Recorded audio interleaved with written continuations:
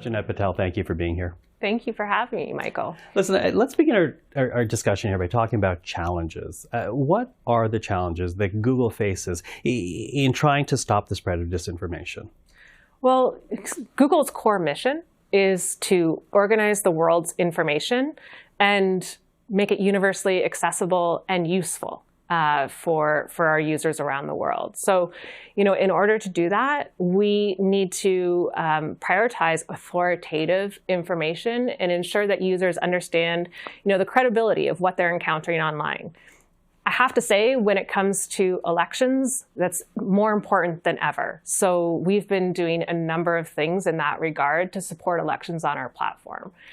So whether that's through our products and connecting voters with trusted sources and giving them more context around what they're seeing, or by providing additional layers of security to high-risk entities, and then by safeguarding our platforms themselves against abuse or misuse. Mm-hmm. Well, we'll dig into that. Mm-hmm. But, I know that earlier in May, Google essentially introduced new AI search tools. And, on the positive of that, it makes things faster. You get your information quicker. It helps with the way people work. But at the same time, there have been instances where the results found on AI were incorrect. Essentially, they were wrong. So what are some of the challenges that AI presents when it comes to disinformation?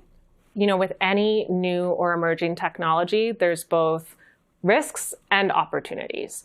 And so, when it comes to things like AI overview or search tools, AI in search, we are taking a pretty cautious approach. We know that when it comes to certain queries, we want to connect users back to search so that they're connecting directly with authoritative content.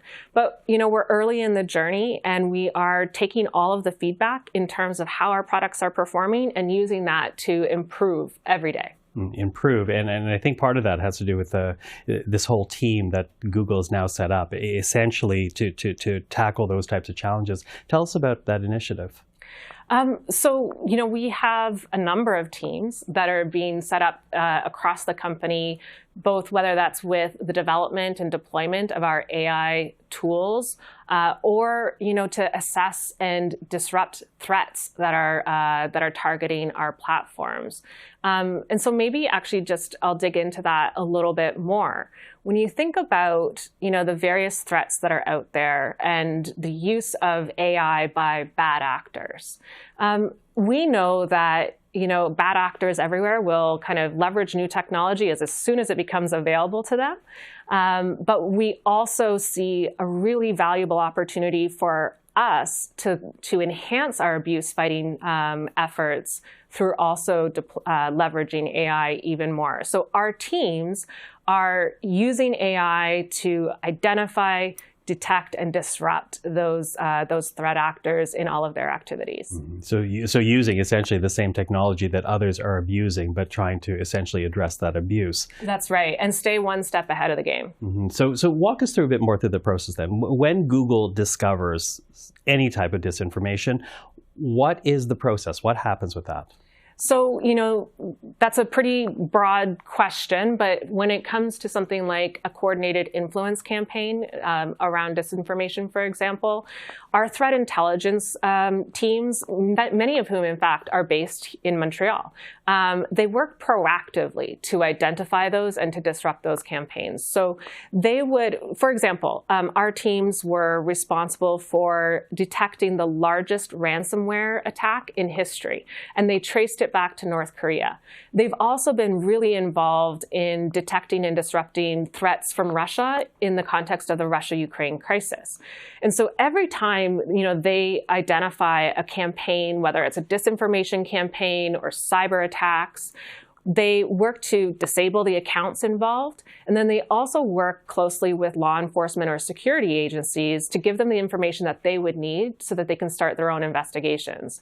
And this is really a team sport. We work across industry, with other industry partners, and with security agencies to make sure that we're all alive to the various threat vectors out there and that we're working with the best information available. And then finally, we also think that transparency is key here. So we publish on a quarterly basis what we're finding. And those transparency reports are available to everyone so that we can all be vigilant and well-informed. Mm-hmm. It's interesting in the example that you use, you talk a bit about the war that Russia has engaged in Ukraine. Mm-hmm. And, Google, for everything it has been doing, it seems to have had more success in English-speaking countries. And there has been this criticism that in terms of tackling disinformation, Google still has a challenge with non-English speaking regions around the world. So how does the company hope to address that? Well, it's a global challenge, you rightly point out. And so when we're building solutions, we're building solutions that can have local impact and operate on a global scale. And so our first line of defense are our policies and our terms of service.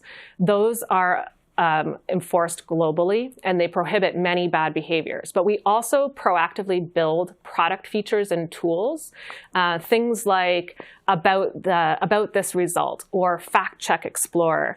And those give additional context and allow users to kind of dig deeper into what they're seeing and assess the credibility of the content for themselves.